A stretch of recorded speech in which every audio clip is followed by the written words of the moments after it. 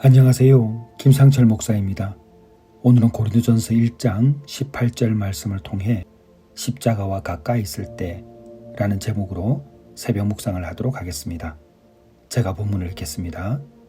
십자가의 도가 멸망하는 자들에게는 미련한 것이요 구원을 받는 우리에게는 하나님의 능력이라.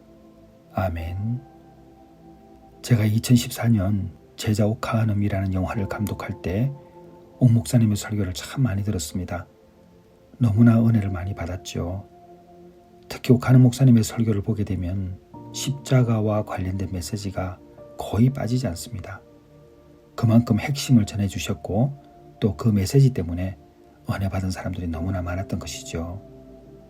특별히 제가 기억하고 있는 그 메시지 중에 하나는 십자가와 가까이 하면 가까이 할수록 나는 작아지고 십자가와 멀어지면 멀어질수록 나는 커진다 라고 한 그 설교의 한 부분이 생각납니다. 너무나 큰 울림이 되었고 지금도 그 메시지를 기억하고 있을 만큼 저에게는 굉장히 의미 있는 설교였습니다. 오늘 우리는 사순절을 맞이해서 십자가에 더 가까이 서 보려고 하는 노력들을 하고 있습니다. 왜냐하면 신앙은 십자가에서 시작해서 부활로 마무리되기 때문입니다. 그래서 교회도 설교도 우리의 삶도 십자가를 떠나면 중심을 잃게 됩니다. 부활의 소망까지 가려면 반드시 통과해야 되는 과정이죠. 바로 십자가입니다. 그래서 오늘 본문을 다시 보게 되면 십자가의 도가 멸망하는 자들에게는 미련한 것이요 구원을 받는 우리에게는 하나님의 능력이라. 바울은 십자가의 도라고 말했습니다. 십자가는 단순한 사건이 아니라 길이며 능력이며 하나님의 방식입니다. 왜 우리는 십자가와 가까이 있어야 할 것인가? 십자가는 우리가 구원받는 행위의 중심이기 때문입니다. 다시 본문을 보게 되면 세상은 십자가를 미련하다고 합니다. 십자가의 도가 멸망하는 자들에게는 미련한 것이요 라고 되어 있잖아요. 힘도 아니고 성공도 아니고 아예 십자가는 미련하다고 터부시합니다. 그러나 하나님께서는 그 십자가를 통해서 모든 것을 이루셨고 결국 우리를 구원하셨습니다. 조금 더 내려가면 이렇게 말씀합니다. 하나님의 미련한 것이 사람보다 지혜 있고 하나님의 약한 것이 사람보다 강하니라. 십자가는 약해 보이죠. 왜냐하면 죽음이니까. 그러나 그 약함이 우리를 다시 살립니다. 우리는 이미 신앙 안에서 그것을 경험했습니다. 경험하지 않으신 분이 있다면 시간이 지나면서 결국은 알아질 내용이 뭐냐? 약함이 곧 우리를 살린다는 것이죠. 제가 항상 늘 강조하는 것이 희생 아닙니까? 그리스도인의 타자성, 본분, 목적, 사명의식, 이 모든 것이 다 붙어 있습니다. 우리가 약하다는 것은 우리 인생의 주인이 하나님이심을 고백하는 행위이기도 하죠. 그래서 우리의 믿음이 약할 때 오히려 십자가는 패배처럼 보인답니다. 세상 사람처럼 같이 생각하는 거죠. 그러나 그 패배 속에서 죄가 무너진다는 이 역설적인 논리를 믿음으로 알게 될 때 우리의 믿음은 성장하는 것이죠. 우리가 십자가와 멀어질 때 우리는 다른 능력을 찾기 시작합니다. 앞서 말씀드렸지만 내 힘이 들어가게 되는 것이죠. 여러분, 경험과 감정과 성공과 아무리 종교적인 열심을 내어도 구원은 거기서 오지 않습니다. 우리 구원은 오직 십자가에 있답니다. 구원의 중심에서 멀어지면 안 됩니다. 십자가와 가까이 있어야 믿음이 흔들리지 않기 때문입니다. 다시 강조드립니다. 우리의 구원의 능력은 오직 십자가에 있습니다. 그러므로 구원의 중심에서 절대 멀어지면 안 된답니다. 십자가 앞에 서고 십자가를 묵상해야 되고 십자가와 동행해야 됩니다. 그래야지만 우리는 구원을 받을 수 있습니다. 그리고 십자가는 자기 부인의 자리입니다. 예수님은 이렇게 말씀하셨습니다.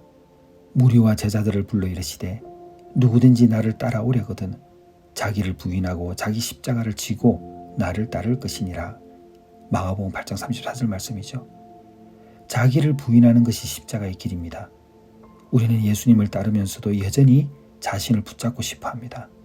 자존심, 계획, 욕망, 인정받고 싶어하는 마음들. 그런데 우리 주님은 분명히 말씀하셨죠. 자기를 부인하라. 십자가에 가까이 서면 보이는 것이 있습니다. 내가 옳지 않을 수 있다라는 그 사실이 보이죠. 내가 중심이 아니라는 것도 보입니다. 그래서 늘 강조하는 것이 프레임 밖에 서 있으라는 것이죠. 내가 보는 눈, 그 밖을 바라보게 될 때 하나님의 섭리를 알게 되는 것입니다. 십자가는 나를 높이는 자리가 아니라 나를 내려놓는 자리입니다. 여기에 비밀이 있습니다. 자기를 부인할 때 비로소 진짜 자아가 회복되죠. 자기를 내려놓을 때 하나님이 일하십니다. 십자가와 멀어질수록 우리는 예민해지고 방어적이 되고 상처를 너무 잘 받습니다. 그렇기 때문에 십자가와 가까이 있어야 됩니다. 십자가와 가까이 있을수록 우리는 부드러워지고 겸손해지고 진정으로 자유함을 누리게 되기 때문입니다. 그리고 하나 더 보게 되면 십자가는 옛 사람이 죽는 자리입니다. 사도 바울이 갈라디아서 2장 20절에서 이렇게 고백했습니다. 내가 그리스도와 함께 십자가에 못 박혔나니 그런즉 이제는 내가 사는 것이 아니요 오직 내 안에 그리스도께서 사신 것이라. 이제 내가 육체 가운데 사는 것은 나를 사랑하사 나를 위하여 자기 자신을 버리신 하나님의 아들을 믿는 믿음 안에서 사는 것이라. 내가 그리스도와 함께 십자가에 못 박혔다. 이것이 신앙의 비밀이죠. 예수님만 십자가에 달리신 것이 아닙니다. 나의 옛사람도 거기서 끝나는 것입니다. 옛 자아는 끊임없이 우리에게 주장하죠. 분노하고 비교하고 시기하고 두려워하게 합니다. 그런데 십자가에 같이 예수님과 함께 못 박혔다라는 이야기는 이미 못 박혔다, 과거형이 되는 것입니다.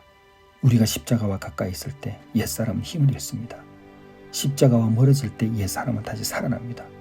그래서 바울은 갈라디아서 5장 24절에 그리스도 예수의 사람들은 육체와 함께 그 정욕과 탐심을 십자가에 못 박았느니라 이렇게 말했습니다. 십자가는 과거의 사건이 아니라 현재의 삶입니다. 날마다 못 박는 자리인 것이죠. 날마다 내려놓는 자리입니다.